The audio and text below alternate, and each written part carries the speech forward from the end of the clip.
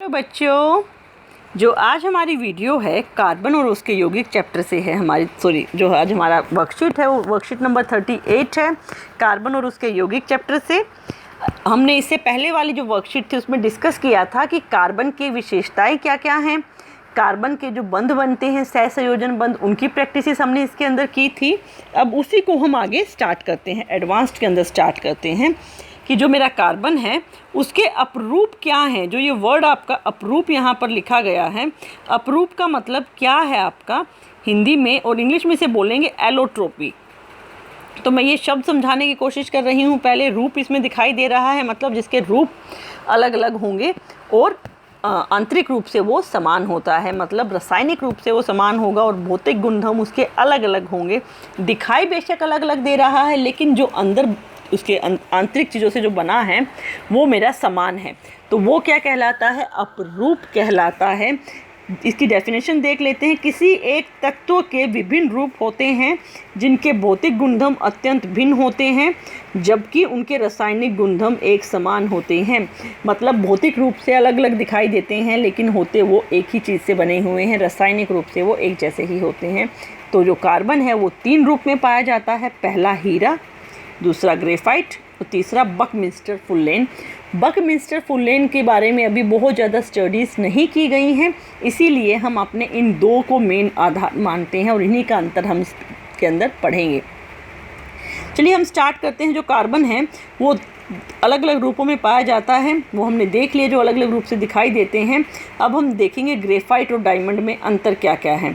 तो पहले मैं आपको बता दूं कि अंतर का आधार क्या है, किस आधार पर मैं ग्रेफाइट और डायमंड को अलग अलग कर रही हूँ।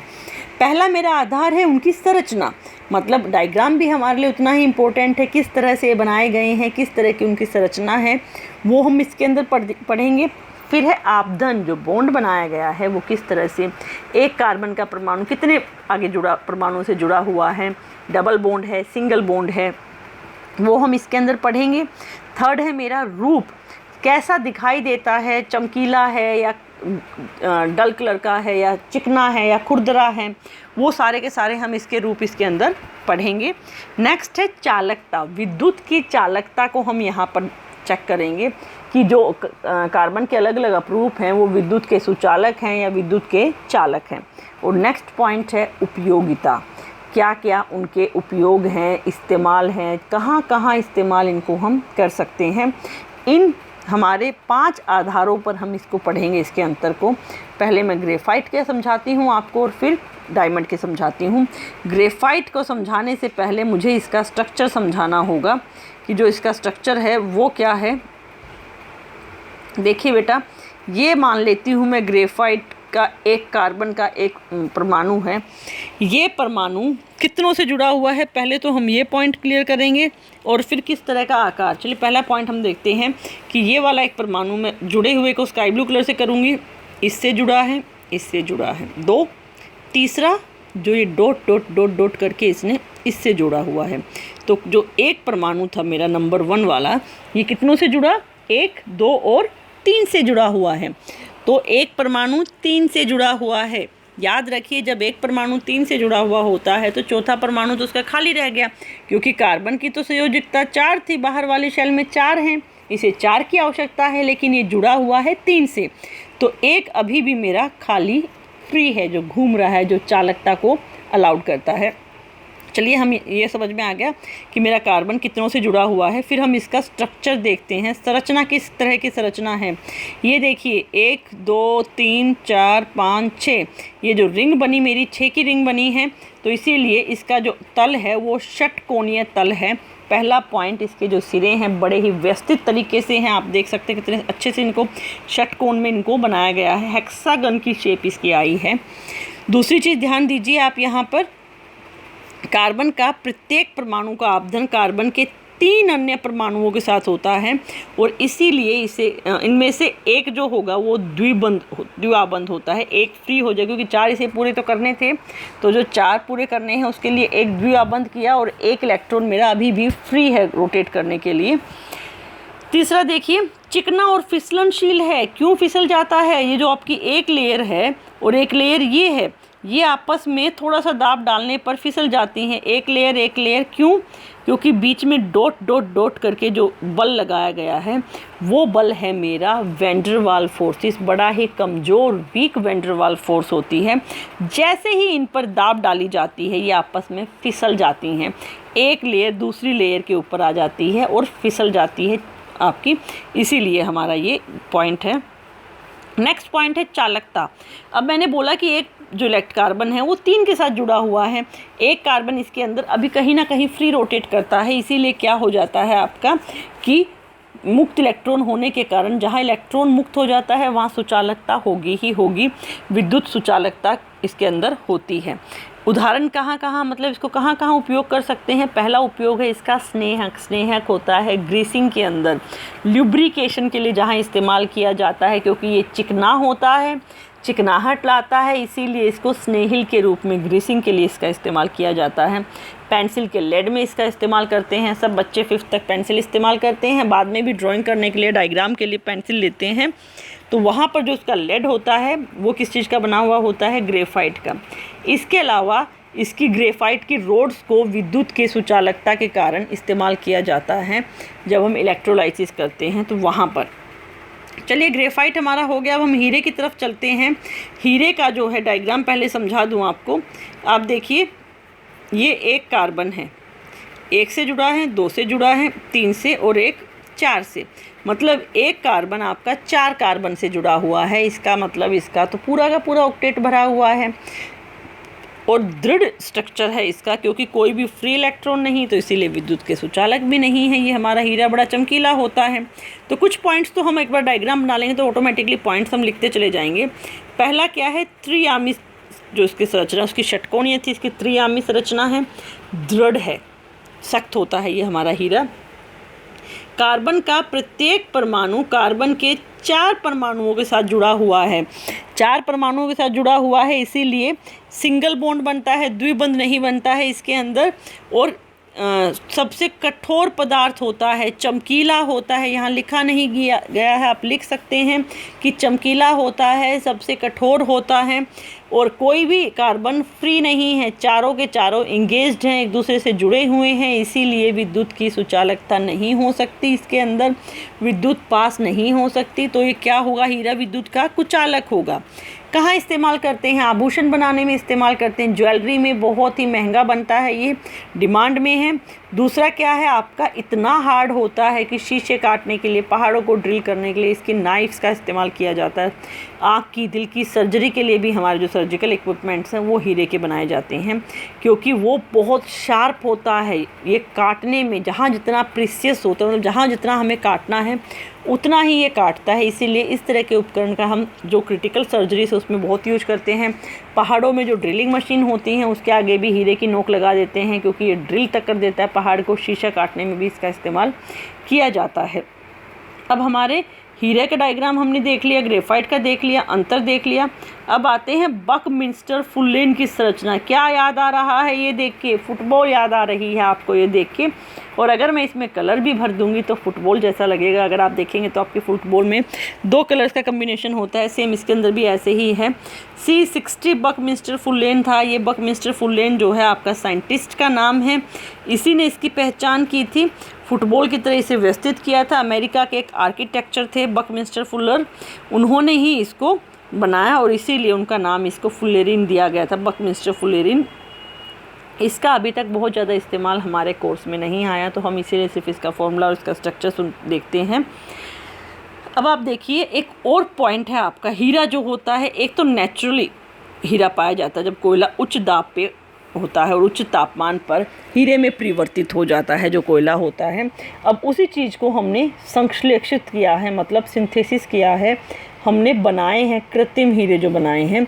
शुद्ध कार्बन को अत्यधिक उच्च दाब पे और उच्च ताप पर उपचारित करके हीरे का संश्लेषित किया जाता है। तो जो मेरे ये हीरा बनाए गए हैं, ये हीरे नेचुरल हीरे से आकार में थोड़े से छोटे होते हैं, पर यह अभेदनीय होते हैं। इन्हें भेद कर पाना इतना नॉर्मल आसान नहीं होता है नेचुरल हीरे की बजाय, और इसीलिए इनमें जो होते हैं डिफेक्ट्स कम होते हैं, टूट फूट भी कम होती है पॉलिशिंग वगैरह के टाइम पर, और ये नेचुरल हीरे से सस्ते पड़ते हैं आपके। चलिए नेक्स्ट हम करते हैं, हमारा बहुत इंपॉर्टेंट टॉपिक है, इसमें से क्वेश्चन जरूर आता है, कार्बन की सर्वतोमुखी प्रकृति। मैंने बताया था कार्बन जो है वर्सेटाइल इन नेचर होता है, बहुत ज़्यादा इसके उपयोग होते हैं। और अब इसका कारण क्यों होता है, ऐसा क्यों होता है, क्योंकि कार्बन का सहसंयोजी बंध जो होता है बड़ी संख्या में यौगिक बनाने की क्षमता रखता है। बड़ी संख्या में यौगिक बनते हैं तो हमारा इसीलिए इसका इतना ज़्यादा इस्तेमाल होता है। अब यहाँ से एक क्वेश्चन आपका उठता है कि इतनी बड़ी संख्या में यौगिक बनते क्यों हैं।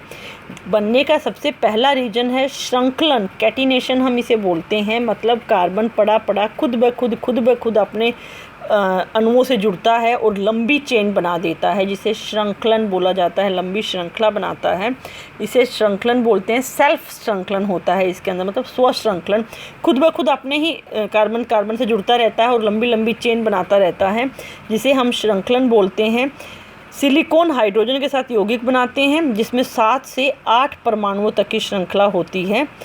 और जो ये बनेंगे ना सिलिकॉन वाले बेटा, ये बहुत ज़्यादा अभिक्रियाशील होते हैं, बहुत ज़्यादा अभिक्रियाशील होते हैं, इसीलिए ये स्टेबल भी नहीं होते हैं हमारे।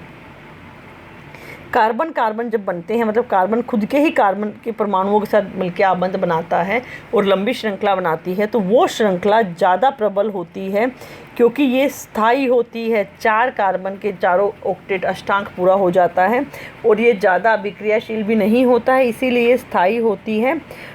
ये हमारा पहला कारण है कार्बन की सर्वतोमुखी प्रकृति का श्रृंखलन। दूसरा है चतुसंयोजिकता। 4 इसके बाहर वाली शेल में वैलेंसी होती है, संयोजिकता होती है, जो अपने आप में एक बड़ा कारण है इसके और यौगिक बनाने का। 4 जिसके पास खाली जगह होंगी वो तो यौगिक बनाएगा ही बनाएगा और भर भर के बनाएगा। तो ये क्या है आपका जो चतुसंयोजिकता होने के कारण, ये आपका ऑक्सीजन के साथ भी, हाइड्रोजन के साथ भी, नाइट्रोजन के साथ भी, सबके साथ अभिक्रिया करता है, क्लोरीन के साथ भी करता है और आपके अलग अलग तरह के यौगिक बनाता है। तीसरा पॉइंट जो इसके अंदर इम्पोर्टेंट है वो क्या है आपका, कि इसका आकार छोटा होता है कार्बन का, और छोटा आकार होने के कारण जो न्यूक्लियस है ना, जो केंद्रक है, उसकी पकड़ ज़्यादा होती है इलेक्ट्रॉन्स के ऊपर। न्यूक्लियर चार्ज स्ट्रॉन्ग होता है, मतलब केंद्र जो नाभिक है उसके ऊपर जो आवेश है वो स्ट्रॉन्ग होता है और जिसके चलते वो मजबूती से पकड़ के रखता है। और बड़े परमाणुओं में ये जो आबंध है दुर्बल होते हैं, कमज़ोर होते हैं, आसानी से टूट जाते हैं, जबकि इस कार्बन के छोटे साइज़ के अंदर जो आपके यौगिक हैं वो आसानी से नहीं टूटते, क्योंकि इनके नाभिक की, इनके केंद्र की पकड़ बहुत मजबूत होती है, इसीलिए स्टेबल होते हैं, ये हमारे स्थिर होते हैं। चलिए क्वेश्चन आंसर्स डिस्कस करते हैं। कार्बन सर्वतोमुखी प्रकृति क्यों दिखाता है, आप देख सकते हैं यहाँ पर ये पूरा का पूरा आंसर दिया हुआ है कार्बन की प्रकृति के ऊपर क्यों दिखाता है। हमारा एक कारण इसके अंदर श्रृंखलन आप बताएंगे, एक चतुसंयोजिकता का कारण आप इसके अंदर बताएंगे। दोनों कारणों को आप इसके अंदर क्वेश्चन नंबर 1 में एक्सप्लेन कर देंगे। नेक्स्ट है कार्बन के परमाणु अधिक संख्या में यौगिक क्यों बनाते हैं। कार्बन के परमाणु अधिक संख्या में यौगिक बनाते हैं क्योंकि इसके पास चतुसंयोजिकता है। 4 इलेक्ट्रॉन्स होते हैं बाहर वाली शेल के अंदर, जिसके चलते यह अन्य परमाणुओं के साथ बहुत ही आसानी से आबंध बनाने की क्षमता रखता है। नेक्स्ट पॉइंट है, आप थर्ड क्वेश्चन है, फुल्लेरीन में कार्बन परमाणु की न्यूनतम संख्या और उसका आकार बताइए। आकार आप दिख रहा है, फुटबॉल जैसा आकार होता है, और न्यूनतम मतलब सबसे कम से कम कितने कार्बन इसके अंदर आ सकते हैं।